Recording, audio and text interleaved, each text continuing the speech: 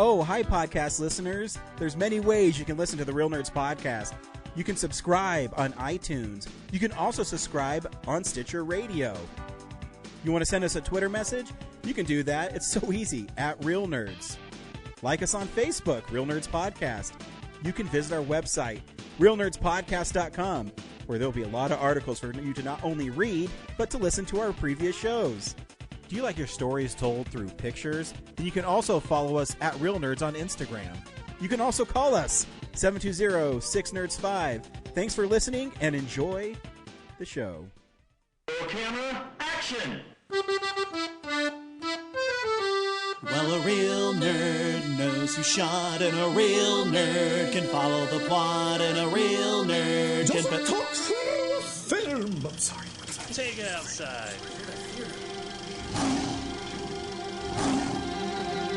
Well, a real nerd knows who shot, and a real nerd can follow the plot, and a real nerd will give it all they got. Lights, camera, action! Real nerds. This is Real Nerds Podcast, the best movie podcast on the internet. And you want to know why? Because every week we see a new movie and we podcast our experience to the world. And we've done that for 606 consecutive weeks, Brad. I think that, this is that one. Yeah, 6. So, yeah, we're awesome. This week we saw Dicks, the musical. Stay tuned where we will recommend the film or not, play the trailer, and then spoil it. We also talk about movie news and stuff we've been watching. Brad, have you had a good week? Yeah, I guess. Just getting stuff done. How about you? Yeah, all I do is work. Nothing cool. Yeah, that's what happens when you're our age. I know. You have all these responsibilities, and the fun stuff is secondary. Yeah, it's always a bummer. And I'm always running around and trying to get things done and, do all that jazz, but it could always be worse. I could, I don't know, it could always be worse. Please complain some more about your first world problems. They are. I always think about that. We went to Five Nights at Freddy's, like, fan screaming. I took my little kid to because he loves that game. And I was sitting in the front row. And, the Alamo, the front row is not that bad. They usually have a nice gap between the screen, Yeah. But we got these pizza boxes that had swag inside. And I was like, I hope this is cool. And then I got it, and the pizza box is fine. But on the inside, it's just like a little plush and stuff to dress up like Freddy Fazbear. And I go, this is stupid. And then I look around, and all the kids and people there that are actually there for the movie are so excited. I go, oh, I'm the problem. Yep. Not everybody else. I am definitely the problem. It's better than the Turtles thing they had. They advertised a comic book with the movie, and the comic book is just covers of other comic books you can buy. Like, I know. There's no story or illustrations inside. It's just, hey, here's some covers of the actual comics you can buy. I was hoping that, the comic we got would be, I don't care if it's even like, 8 or 10 pages, but something to do with the art style of the movie. You know what I mean? But yeah. It could have been just like a scene from the movie we were going to watch, Yeah, I would have been happy. But again, what do we know? Nothing. Definitely, yeah. The least of all movies, we know nothing. Yeah. Speaking of which, this week we saw Dicks the musical. Brad, do you recommend Dicks the musical? Yeah, I guess I enjoyed it, but not. Yeah, I liked it. I didn't love it. It's just it just seems like a movie that's all shock value. Like it's very light on story. The best comparison I could say is like the South Park Bigger, Longer, Uncut versus this. I think the South Park was a little more enjoyable because it had like a story arc, whereas it felt like this movie was just an excuse to do shocking things and just up the ante over and over again. So I was kind of left wanting more out of it. How about you?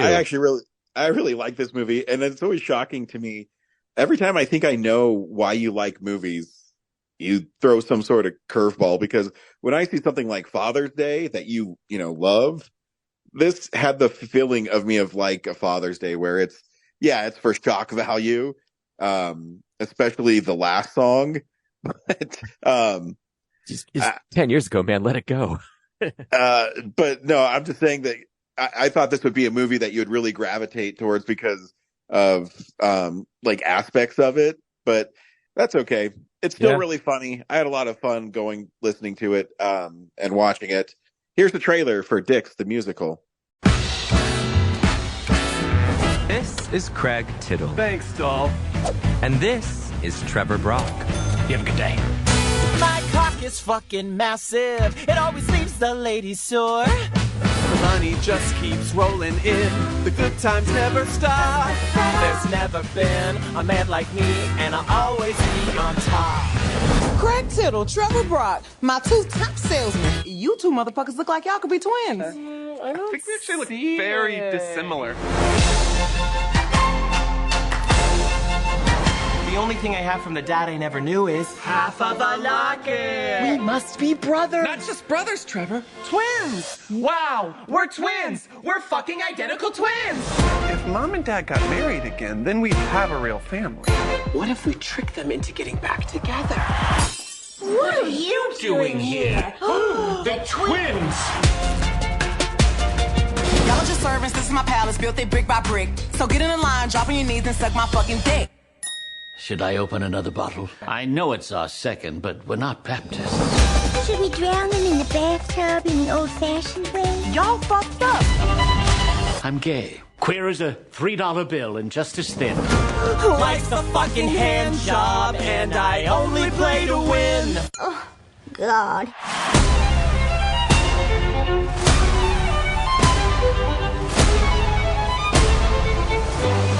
Wow, a lady boss. I guess it really is the year that it is. I'm so sorry. Did you say sewer boys? Disgusting. They're not disgusting. They're gay culture.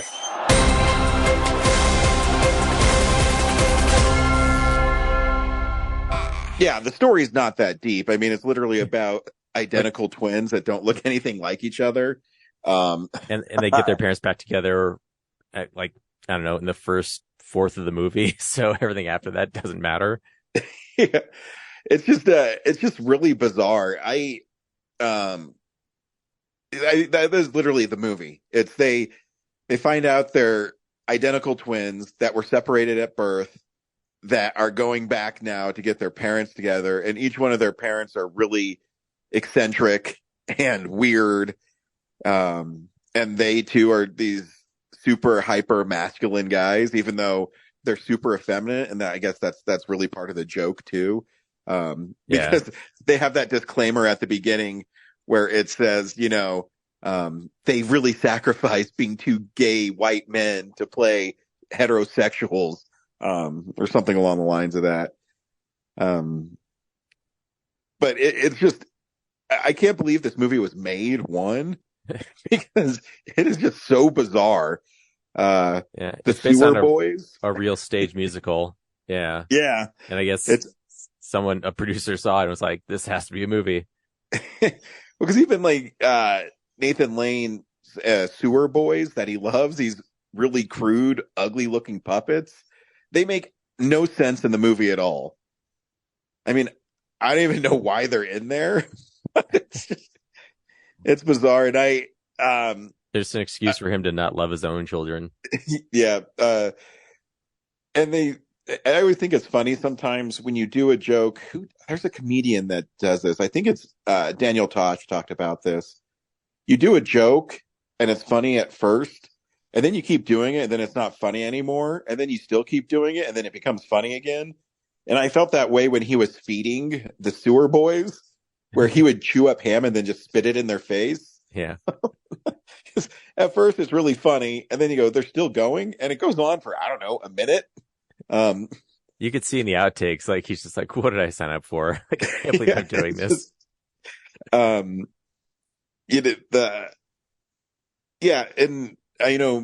the Megan Mulvaney, I forget her character's name, but when one of the brothers talks about how her vagina fell out and it grew eyeballs and he had to beat it to death with a flip-flop. What the fuck is they talking about? And then they literally bring out the vagina that she picked up that has 2 eyeballs. Yeah, so it survived. Yeah, and my whole time when I'm watching something like that, is there some artists, CGI artists, that get the script and they go, hey man, you need to make a realistic looking vagina that has 2 eyeballs on it. That's your job for today. Yeah. We're going to pay you for that. And so you'd have to do research, right? So you'd have to have all these photos of vaginas that you have to look at and design. What is your browsing history like? That's a special feature I want to see. I want to see the artists who had to design the flying eyeballed vagina. And I've got it. What if it looked like a butterfly? So in my screening, I went like at 11 a.m. on a Tuesday, or maybe it was a Monday. I don't remember what day specifically. But when I was there was a group of like 5 elderly women behind me. Perfect. Because my seat of choice is row 4, seat 8, because it's in the lower bowl and nobody can sit behind me, and I'm right in the middle. And right. So they got like obviously row 5, so there's that gap, and then and that they pulled out that vagina, and all of them went. And I just kept on hoping that I'd look back and they'd have those paper fans and they'd be fanning themselves. Going, I do declare. I did not get that though. That did not happen. So I was a little disappointed. That's the part when you told me, I was like, you're going to make me guess. And when I saw the movie, I was like, I'm sure that's the part that you would gasp at. Yep. Well, I didn't want to spoil the flying vagina for you because thanks. Yeah, no, it was a fun surprise. But yeah, it's definitely one note. You know what I mean? Yeah. And then if that wasn't enough, like when they run out of the reuniting the parents story, they decide like, oh, let's have the twins fall in love with each other and get married. And then they literally fuck. Yep. I think that was they're just going for broke. You know what I mean? Yeah. They're saying we're going to do incest, and not only going to do incest, but they're really going to literally show them boning. Yep. And then they get married by God, who is played by Bowen Yang, who is also a gay performer, and he's playing him super gay. And then they just go for broke on the last song. And I go, man, they're just trying to offend everybody, I think. Yeah, that's what it felt like. It's like, we don't have any actual ideas for a story here, but we're just going to like pick stuff that will just shock people. So. And I mean, the old ladies behind me were just like, oh my goodness. Oh my Lord. What are we? I do give the film a lot of credit though for not wussing out. You know what I mean? They're going to go for the shock value, and it's happening. Like it's going to happen no matter what. I feel like you can do that with an A24 movie because, like, going into it, like you're not going to gross like $100 million with this. So you're just like, it's going to be a small return. So let's just like do go for broke on it. And I respect the movie studio for saying, you know what, just make the movie you're going to make. It's fine. Yeah, I mean it's probably very accurate to the stage performance. So. Yeah, by the looks of it, the little clip they showed at the end, it looks like they played all the parts in it. Yeah. And that makes sense, too, because the movie is usually always just one of the twins, or they're together with one of the parents. So, except for the part where Nathan Lane and her have sex in the middle of a restaurant, but, Yeah, I forgot to mention, that was another part that bummed me out, was the cinematography for it. Like, it probably was really low budget, so when you have with the musical, like the only big scene of like choreography and stuff is like the opening and then the office, and then everything after that is just like a lot of medium and close-up shots of just one character in the shot, like singing to the screen. So like that kind of got boring.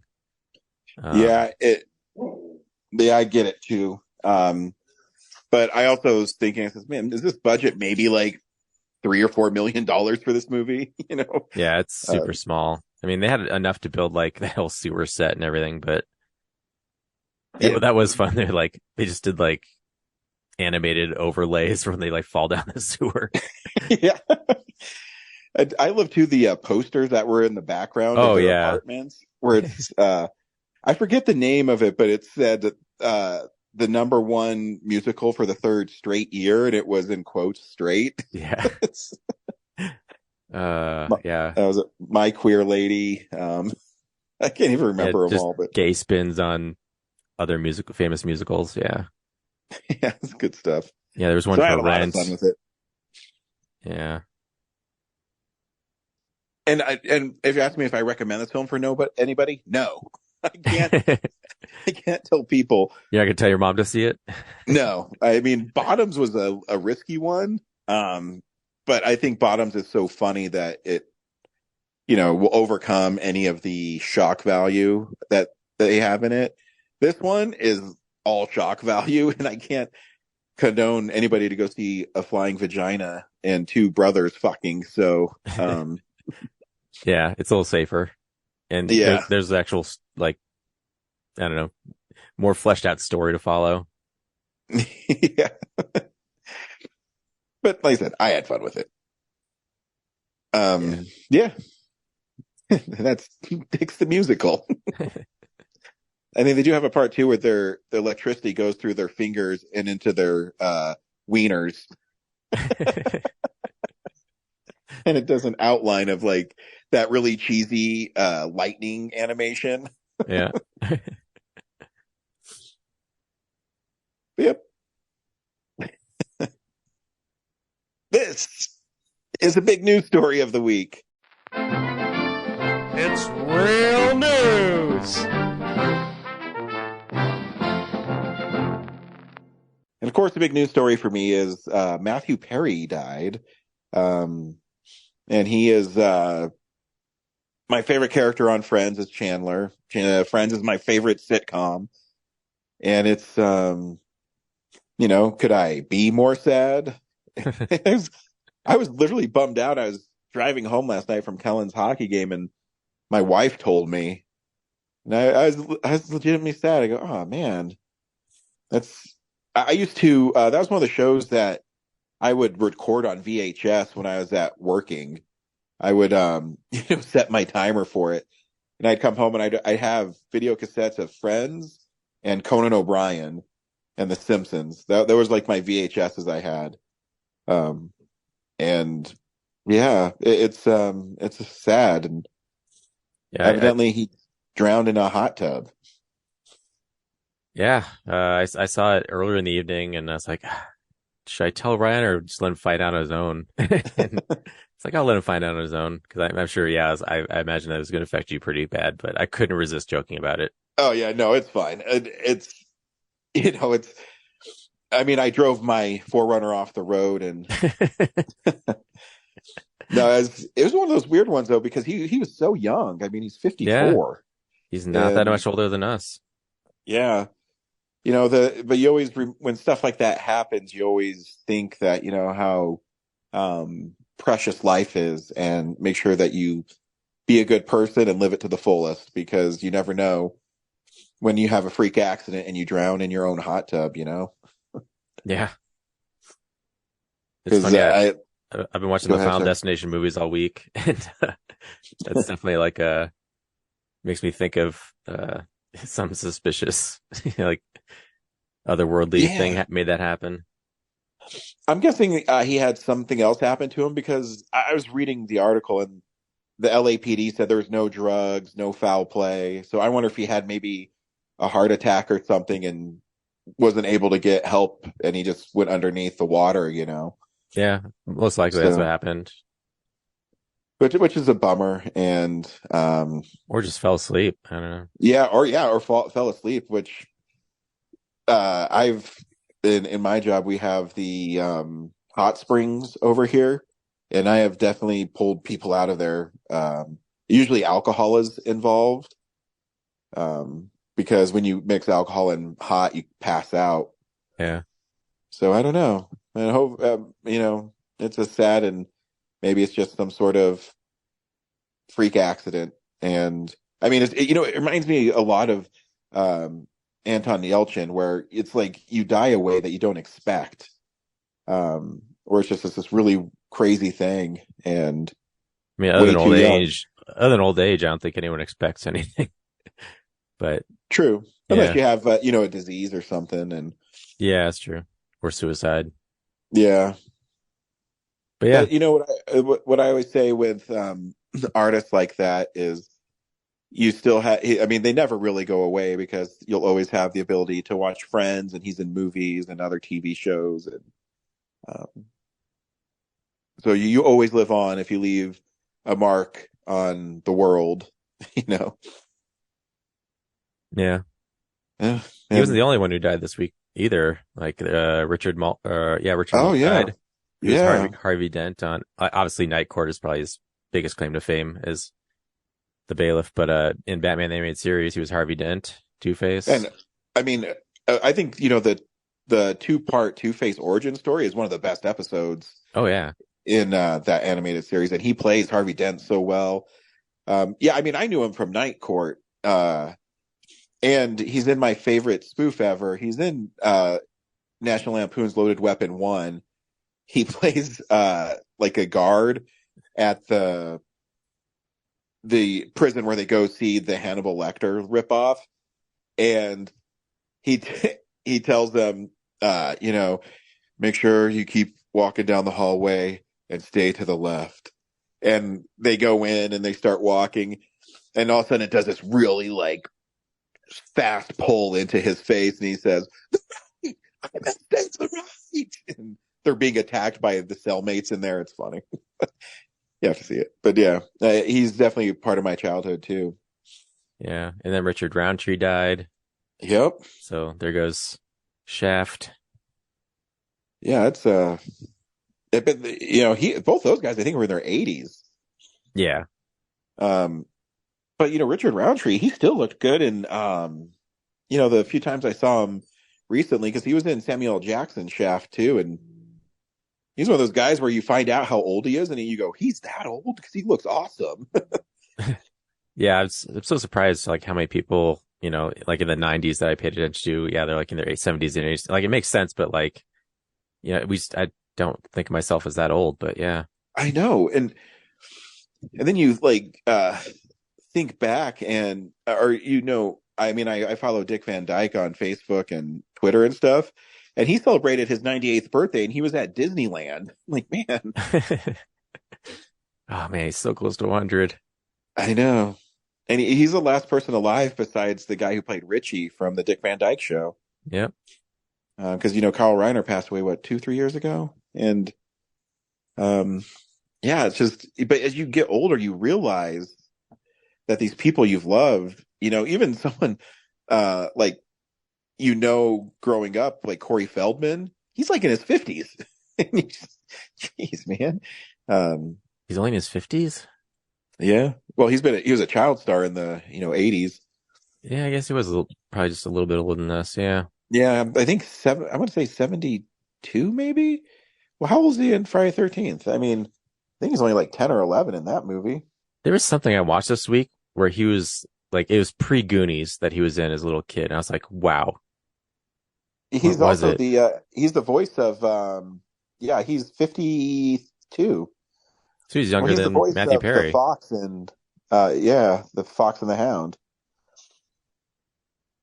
God, what was that?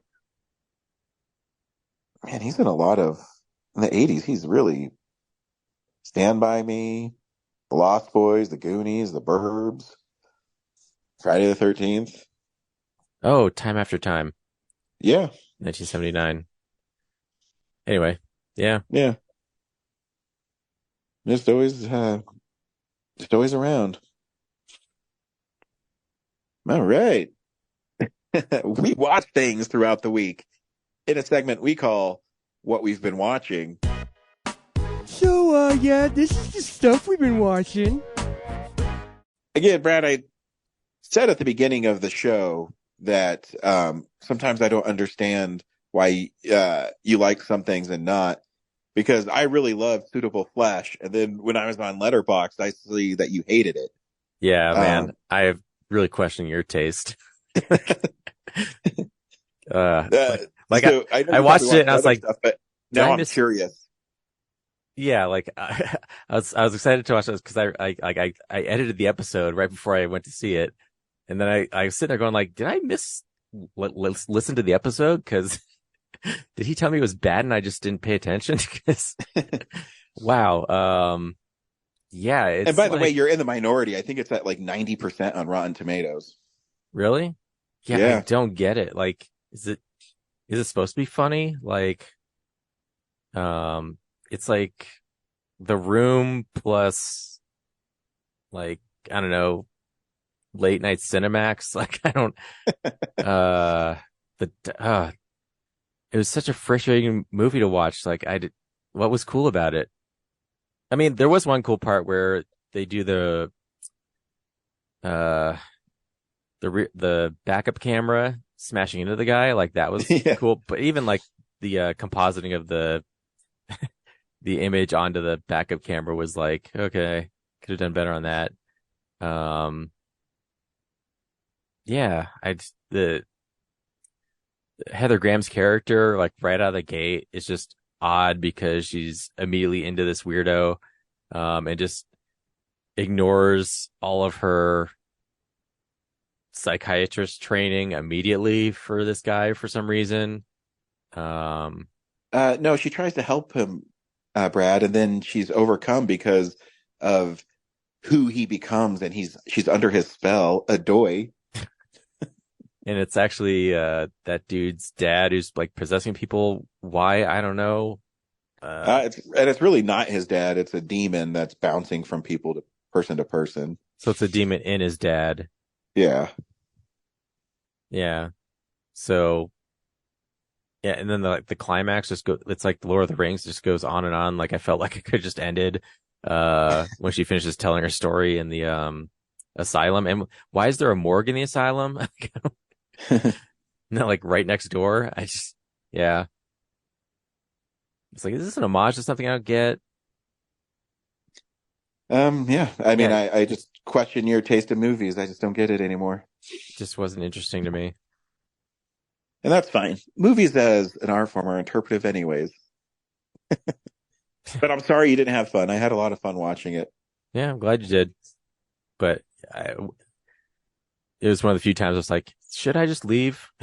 Like, I'm not getting anything out of this. Wow.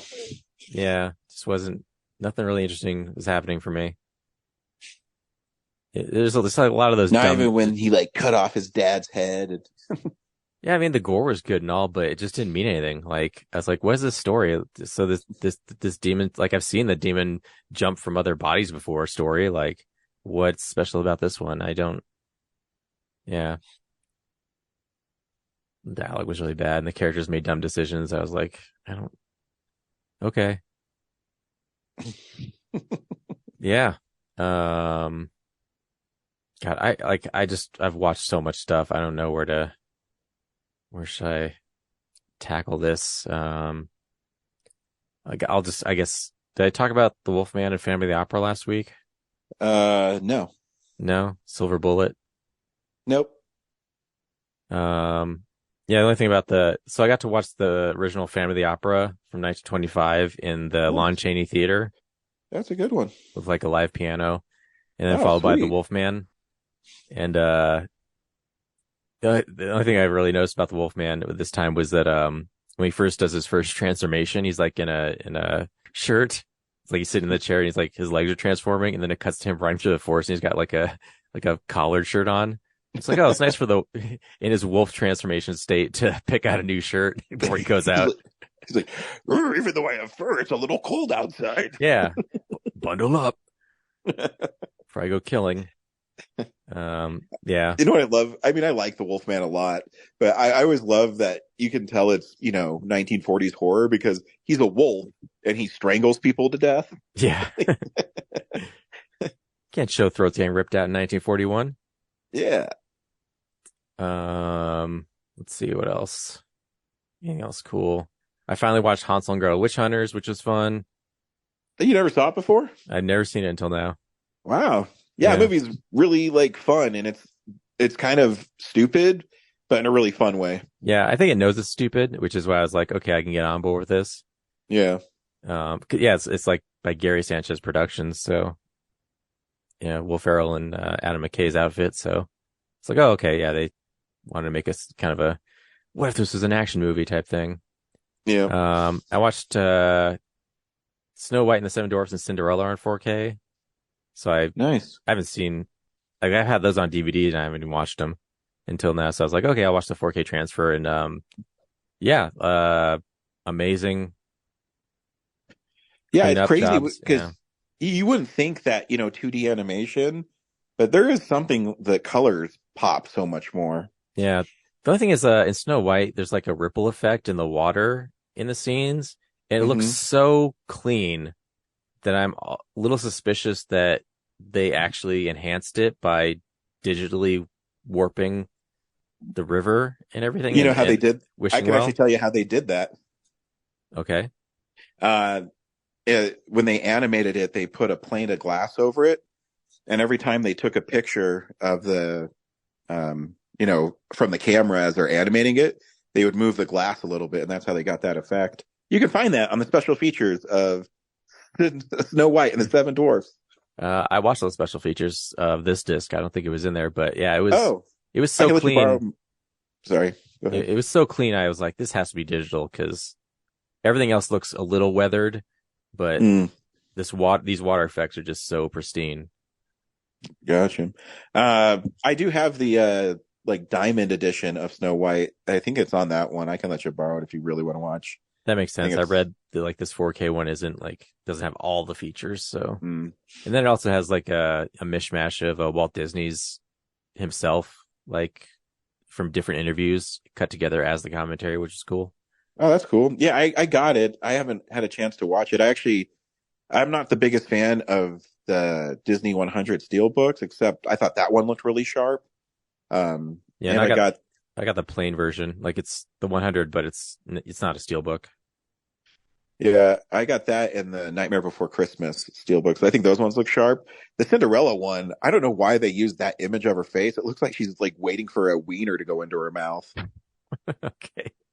I'm serious. Pull it up while I'm talking to you. You'll be like, why did they use this one? Yeah, I'll look it up. I didn't notice. Yeah. I also watched Time After Time, which is Malcolm McDowell is H.G. Wells, and he goes back in time to stop Jack the Ripper. Oh, played by David Warner, which sound all I've heard was how cool the movie actually is, and it's this lost gem, and no, it's kind of dumb.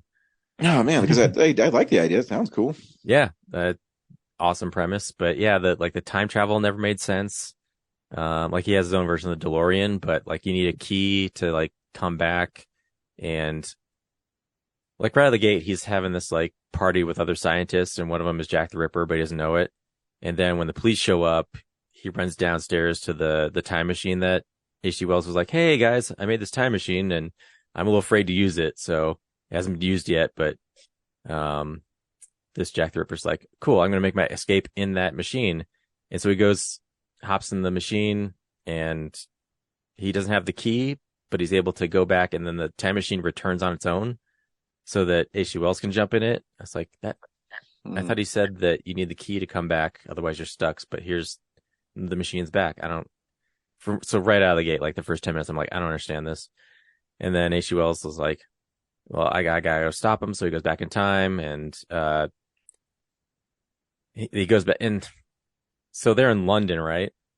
Mm-hmm. And he goes back in time, and then he ends up in San Francisco, and he's like, I guess I miscalculated by 8 hours. So that means their time also includes the rotation of the earth somehow. So yeah, he's wandering around San Francisco, and it's directed by Nicholas Meyer, who did some Star Trek movies, but not Star Trek 4. Someone posted like, this should be familiar to people because he's directed another movie like this. I'm like, nope, that was Leonard Nimoy guy. But it was very similar. So like, I don't know, about the other half of the movie is just H.G. Wells walking around 1970s San Francisco being like, how do I exchange goods and services? Like, what is this newfangled thing? And then he meets Mary Steenburgen, who's a banker, and then he basically follows the trail of Jack the Ripper, who also had to get his London money exchanged for American money. And then he like falls in love with her, and then it's like a romance for the rest of the movie. Yeah. All right. Like, no, just focus on the Jack the Ripper hunting thing. That's more fun. I also watched Clean and Sober, which is a Michael Keaton drama, like right before he popped as Beetlejuice and Batman. It's a drama about him being just an addict. And then he's got like he's like a Wall Street guy, but he's got like money problems, and to avoid it, he just checks himself into rehab so that the police can't find him because like this woman dies in his bed after they do cocaine. So he thinks he might be held responsible for it. So yeah, he devises this plan to just go into rehab so no one can track him down, but he spends the rest of the time trying to sneak drugs into rehab. And then eventually like he figures out, that he has a problem, and it's like a really solid performance for him. Do you think that maybe helped when people were casting him? It's like, hey, this guy can carry movies, Oh, totally. Because you can totally see parts of this movie where he's, dramatic Bruce Wayne. There's never like a let's get nuts moment. There's just a lot of similar stuff to like him sitting at the back computer, contemplating. Yeah. Yeah, and then like the transition from being like this really shitty addict to like a guy because eventually he gets out, and then he starts to like he kind of has a thing for this girl that was also in rehab, so he kind of stalks her a bit, and then figures out that she's out of rehab, but she hasn't kicked the habit because she's with a boyfriend that kind of encourages it. So he kind of takes on himself to like help her, but it doesn't go well. Interesting. Yeah. Then I watched Hereditary, which is cool. Yeah, Hereditary sucks. It's like it's got cool, shocking moments, but like this, the story wasn't. I was constantly trying to backtrack of like, what did I miss? Yeah, no, I agree. It's one of those movies that people really love, and I go, yeah, it's okay. Yeah. And then I watched, I think, every version of Carrie that exists. Wow. I've never seen them before, and they're all right. It's like, yeah, like the only cool part is she kills everyone at the prom, and yeah, because before the prom, I mean, I like the film, but it's one of those ones that, again, it's really like a drama until the end, where then she just starts, annihilating everybody. Yeah, and I actually prefer the 2013 one because the opening of the 1976 one is just so gross and gratuitous. Like it's, just that single cam of the girls like having fun naked in the locker room. It's just like, oh yeah, it definitely has, and it's shot. You can totally tell it's a Brian De Palma film. I mean, yeah, like it just feels like he's off camera going like, yes, I tricked all these women into getting naked for my film. Like this is totally unnecessary, but I'm doing it anyway. Yeah. Because you watch the 2013 one, I'm like, yeah, totally effective without, yeah. I think, the 2013 one too is way more intense. It was one of those ones, I have it because I think I got it for like $4. And I said, oh, why not? And it's, it's a fun one. Yeah. Yeah, that's good, I guess. I'm good. What'd you watch? The most fun I had watching, I mean, I don't know if I can say it anymore because you don't trust me any longer, but I got the new Mortal Kombat animated movie called Cage Match. and it takes place in the 80s, and it's I hate the 80s. Totally. And it's basically an origin story for Johnny Cage. But what's cool about these Mortal Kombat origins stories they do, or the legacy ones, is there's no, like, they're not tied to continuity. And they took a thing from Mortal Kombat 11 where there's different timelines. So it's basically a multiverse. So they try to do whatever they can to make it fit aesthetically to whatever story they're telling. The one before took place in like a Mad Max wasteland with Kano being like a warlord. So this one is Johnny Cage in the 80s, and it's really cool because all the animation has pinks and blues, kind of neon color highlights on it. And in it, it's just he's an action star, and his star is fading, and he teams up with the real Jennifer Grey in this movie, and he tries to regain his fame, and he's called upon to protect Earthrealm. And it's funny and silly. There's not as many fatalities in it, but the overall aesthetic really fits. The last fight with Shinnok is really cool. So yeah, if you like the Mortal Kombat animated stuff, it's fun. Probably not, because you're a liar. I know. I'm a total lying piece of crap. No, I'll probably check it out. Yeah, it's fun. I'm sure it'll be on streaming soon. Yeah. So yeah, that's all I really watch. I mean, I can talk about other things, but I mentioned at the top of the show, I went and saw Five Nights at Freddy's, and oh yeah, so did I. Yeah, it was really boring. But my kid loved it, and there's people in our audience that were cheering parts, and I think I just don't get it.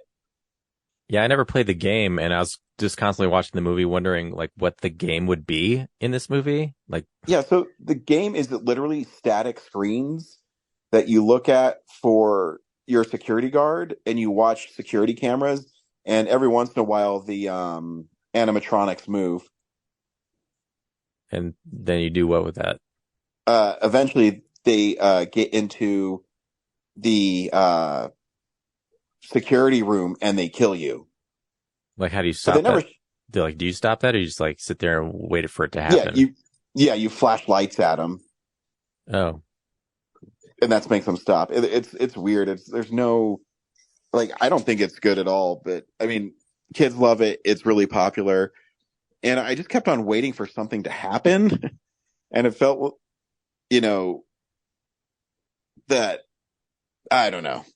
And the ending reveal, I won't spoil it because it seems like it's really popular and people might see it. But I wasn't shocked about who the bad person was. I was more confused about what that reveal was even, like, why. Yeah, and I don't understand the control and why they stopped all of a sudden. The monsters, I don't know. Yeah. But like I said, I never got into it, but people were cheering in my theater. I mean, I saw it early, so I know it was, all the people that really wanted to see it. But they had like the waiter came out and people were like cheering for him. I have no idea who that guy is. The waiter? Yeah. So when they were at the diner and the aunt was paying them to bust up Freddy Fazbear's, he must be somebody. I don't know who he is. That lawyer was pretty funny. He's just like, I shouldn't be listening to this. Yeah, that part was fun. Like, it's not a total disaster. I thought the practical effects were cool. Oh yeah. And then the story of Mike's like trying to like track down his brother's abductor, like I thought was, like good emotional beat, but it just didn't connect together with everything else for me. Yeah, that's what I mean. It just felt boring. Like it wasn't intense enough, for it to be cool. And the whole affair just seem laborious to me. I don't know. Yeah, and the whole like, so this guy like kidnapped these kids, put them in these animatronics that absorb their bodies, and then why, if he doesn't want to get found, like why hire a security guard to? Oops. Spoilers. I'll cut that out. No, it's fine. No, I get what you mean. The reveal doesn't make sense. I'll cut this out because I want to talk about it with you. Like, like why hire somebody to like guard? Like your murderous animatronic kids do a better job of security than hiring a dude to do that who's just going to discover your secret. You know? Yeah, that part made absolutely no sense at all. And you know, and why? Like, I don't understand why he's killing people in the security place to keep. I don't know. I can't understand what's going on. And then his daughter's like protecting it, like and she's a police officer. Yeah, she's a police officer, but she's afraid of her dad. And I don't know. And I hate easy way outs. You know, he was being chased by one of the animatronics. I don't even know its name. And he couldn't get out the door. And then the next scene's cutting to him being fixed up by the police officer. Like early in the movie, we saw someone get murdered because of that. And then, he just gets rescued. Yeah. Because she takes a liking to him for some reason. Yeah. And like, why after all these years is she helping this guy? It would have been cooler if Freddy Fazbear was like his brother, you know? Oh, yeah. Yeah, totally. You know, one of the animatronics was his brother, and that's why he didn't hurt his sister. And the only way they did is because they were being controlled by that chick's dad. To me, that sounds way more cool than, no, he's just dead. Yeah. Yeah, did connect very well at all. Yeah. But, you know, like I told you, I don't think it's a total disaster. It's just, I don't know. Or you could go even more messed up, and his sister is actually his brother. Like, I don't know, like like a sleepaway camp kind of thing. Yeah, or what's it? Let the Right One In or something. Like, the parents made him think because they always wanted a girl, so they like abducted him, and then to hide the secret. Yeah, I don't know. Yeah, that's always hard because that lady was way too pretty. Yeah, the whole time I don't understand like what the bad guys plan. Like he's abducting children, and then like that was like 20 years ago, so he would have like more children abducted so there'd be tons of like animatronic kids or something. Yeah, I asked Kellen too. I said because I knew all the characters that were, you know, in the little show. Because Kellen likes them, so I knew who Chica and Foxy and Freddy Fazbear are. Yeah, I've seen all the merchandise. Yeah. So I asked Kellen, I said, is that Yellow Rabbit in it too? And he says, oh yeah, it's in some other one, and he's really hard to kill. I go, okay, all right, well, sure. I don't know. But yeah, it could always be worse. And my kid really liked it, and whatever. Yeah, going into it, I was like as the trailer came out, like we saw Willy's Wonderland, I think 2 years ago. Yeah. I was like, oh, like this is the thing I think Willy's Wonderland is based on. But, you know, even though I didn't like Willy's Wonderland that much, I almost feel like it's a better version of this. Oh yeah, no, Willy's Wonderland is one of those movies that I watch and it's fun. Cause it's, you know, it's not like a great movie, but at least it's gory and over the top. So this one just tries to be, that one tries to be serious.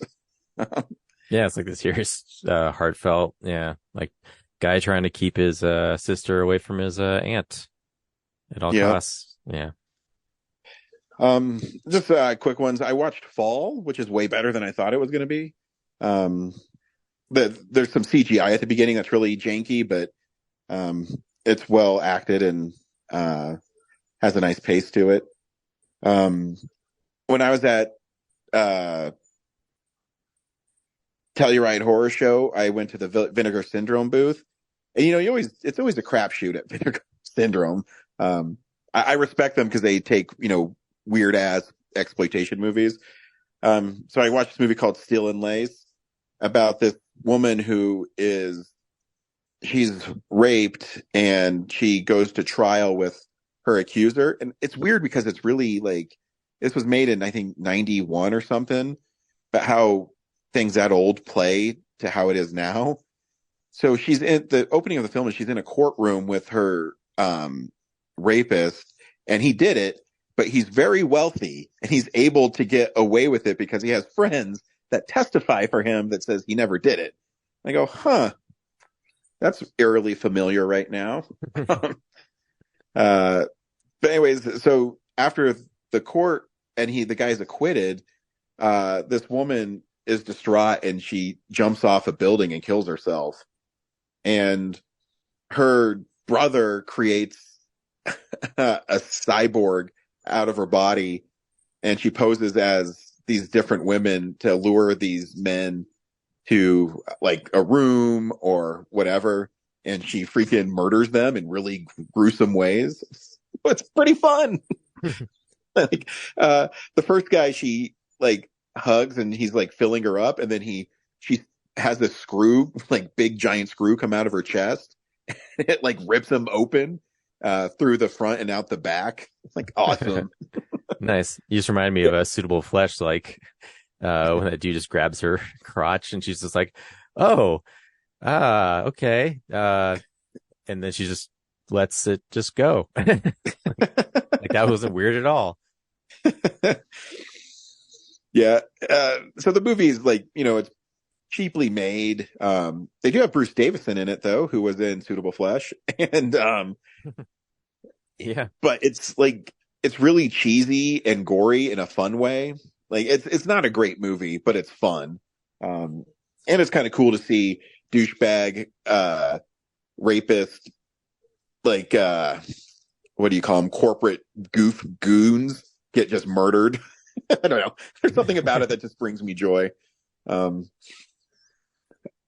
that was fun. And the last thing I watched is Talk to Me, which is another A24 film.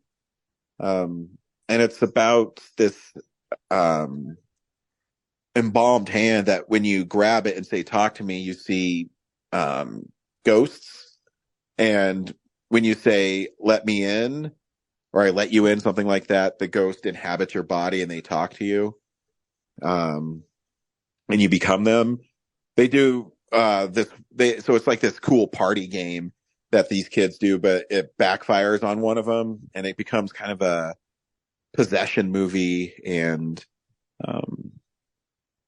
but it deals with the traumas of also losing a parent, and it's actually really good.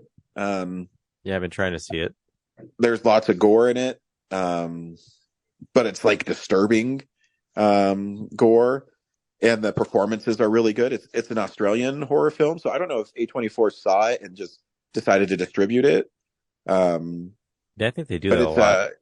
Yeah, it's really well done. The acting in it's really great. And there's the parts where it's kind of uneasy, and it's just well done. Yeah, I've heard great things, so eventually I'll track it down. Yeah, I mean, I would recommend it to you, but I don't know how you take my recommendations now. So, no, you're usually good. Suitable Flesh was off the mark. I'm just yeah. I'm surprised you like it, because I'm this has all the tropes of other things you don't like. So I forgot to mention the effects of the digital effects of people falling out of windows and things. Not great. Oh yeah, I can look past that stuff. But yeah, no. So yeah, that's what I watched this week. Cool. I'm not going to get to the 100 horror movies. I think I'm going to get to 36. The problem is Spider-Man 2, the video game, came out. Mortal Kombat 1 came out. And have you played the new Mario? No. Dude, it's freaking incredible. I bet. It is so freaking good. And I know people complain about, oh, the Switch isn't, strong enough to do this stuff. Dude, What? that game. A side scroller? I know. Well, people want the Switch to be more powerful, but the game is so colorful and the music is so good. And it's pretty challenging. Like they have the normal get used to the level. The first level is you get become Elephant Mario and figure out how to use him, which is really fun. But then the levels start getting pretty hard. And the premise is you're getting these wonder seeds, and when you get the world, when you grab it, actually turns to a different style of the world, and there's like a puzzle you have to solve to get the seed in this second part of the world. And like I said, the music is incredible. The graphics are incredible. The game is so fun. So I've been just so busy playing video games. It's also like the worst time. Like there's so many cool, expensive things coming out right now that I'm just drowning in. Like I had to buy tires, so that's not I know. Fun. But then, like Mystery Science Theater is having like a new campaign, so they have like another season Blu-ray to buy, and then that Conan box set came out, and next week like there's these Ninja Turtles vinyls coming out based on the video games. I know. I'm just like, I know, dude. I have no idea what's going on, and because next week I have Mission Impossible and the Bare Naked Ladies vinyl, but the week after that I think I have Witness, a Disney Plus show, and like it seems like the end of the year, they're like, oh shit, we should put all this stuff out. Yeah, well, plus too, like I have all these on my saved list on Best Buy. I've got like a bunch of catalog Blu-rays. I'm like, yeah, when it goes on sale, I'll pick it up. And now it's like, well, by January, I got to pick them up. So, like, which one's going to lose? Yeah, I know. I used my Amazon points to get the Kiefer Sutherland new show, Rabbit Hole. And is that good? I couldn't get past the first episode. I hope. I don't know. But then they canceled it, so that'll be the only season. Yeah, like the first episode, it just had like too many clever, like everybody's the same clever side character, like a CSI or a Law and Order. It's just like, okay. Gotcha. Well, we'll see. I'll give it a shot, but then I didn't. And then I got the, I got to slow down, but I also got the Shout Factory's Alf. The Ultimate Collection? Yeah, and that's another one. It went on sale, like, it was originally like $90, but I got it for, I think like 46. Nice. Yeah. So I don't know if it's still on sale, and I wouldn't know if I would recognize, the extended episodes because they're all the original broadcast versions. And, so the first episode, yeah, right away, I'm like, oh, wow. I actually recognize the extra scenes with the music and. Oh, wow. Yeah. Cause this one was, I think it was Doo-Wah Diddy was the song, and Alf. I remember the first episode cause I watched it just a couple years ago, but it's when he's in, the garage and they're trying to repair his spaceship and he just starts singing it, and I go, oh wow, it's definitely different and it's easy to pick up. You've got the animated series on that too, right? Yeah, the animated series, the movie, and a making of documentary is the last box set of it. So they come in. So go ahead. I was gonna say, I feel like I was growing up, I felt like I was the only person who ever watched the TV movie. Yeah, it's because the bonus feature is the animated series, Alf Tales, and then the movie, and then a documentary. So does it come with Alf Pogs? And I read online I feel like it should come with Alf Pogs. Oh, that would be cool.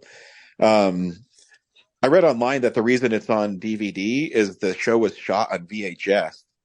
So even if they put it on Blu-ray, it doesn't matter. Yeah. A lot of TV shows from the 80s are like that. They say VHS because I thought it was beta. Although that's kind of BS because Star Trek Next Generation did that, and they upgraded it. Well, I guess the never mind. The like the actors were filmed on film, but all the effects were shot on VHS or beta, so they were able to just recreate those from scratch. But well, I'm guessing there's more money to rebuild those than there is in the series for Alf. Yeah, or so they thought. Yeah, because they haven't been motivated to upgrade DS9 or Voyager because they didn't make enough money on the next generation Blu-rays. So, really? Yeah. Sad. All right. Well, next week we're seeing Killers of the Flower Moon. So expect a long episode with Zach. Yep. Zach will be here, and I'm sure because he's always really excited when it's Scorsese. I saw his review on a Letterboxd, and like I've seen the movie, so I posted like, "Yep, the ending is totally Zach catnip," and then he wrote like 3 essays of comments based on that comment. So, yeah, he is passionate about certain movies for sure. I'm just gonna sit back and let him enjoy his episode. That's what makes him a real nerd. So yeah, until the next time, we'll see you at the movies. Bye. Well, a real nerd knows who shot. A real nerd can follow the plot. And a real nerd will give it all they got. Lights, camera, action. Real nerds.